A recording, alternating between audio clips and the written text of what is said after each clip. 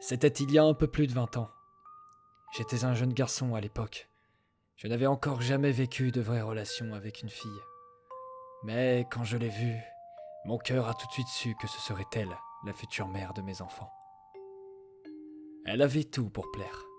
De longs cheveux bruns flottant au vent, un visage angélique, une poitrine ni trop petite ni trop grosse. Elle était parfaite. Elle s'appelait Cindy. Avant de l'aborder, je l'avais quelquefois observée. Elle avait l'habitude d'aller déjeuner dans ce fast-food au bord de la route. Je l'attendais souvent là-bas, la regardant manger son burger. D'ordinaire, je n'aimais vraiment pas les lieux publics. Mais il n'y avait pas trop de monde dans celui-ci, donc cela me convenait. Puis, au bout de quelques semaines, j'ai sauté le pas. Au début, c'était vraiment laborieux. Mon manque d'expérience se faisait ressentir, et j'ai très souvent cru qu'elle ne voudrait plus me voir. Mais, petit à petit, j'ai appris à la connaître. Elle était venue des États-Unis en France pour étudier.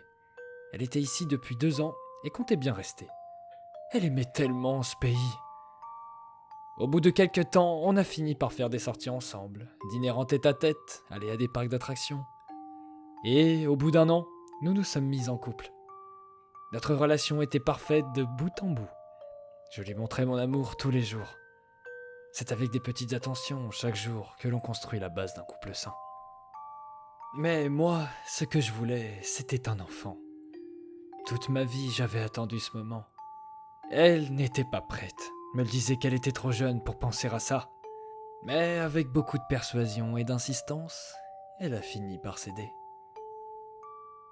Elle est donc tombée enceinte.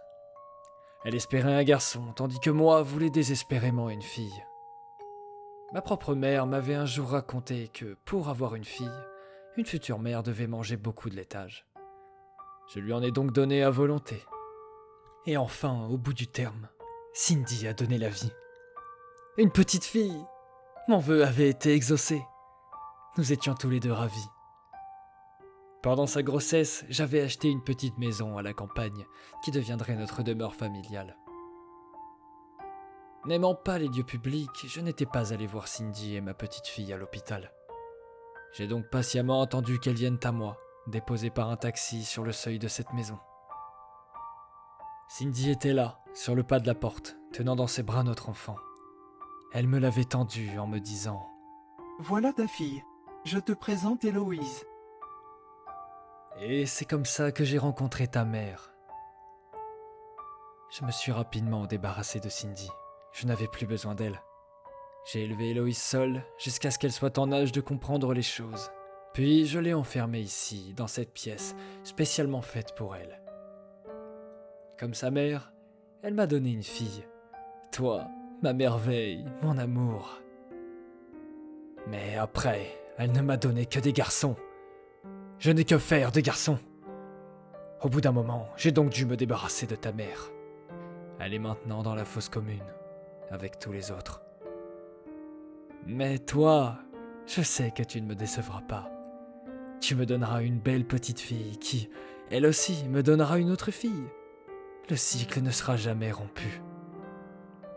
Je sais que tu ne comprends pas, et de toute façon, sans langue, tu ne pourras pas me répondre.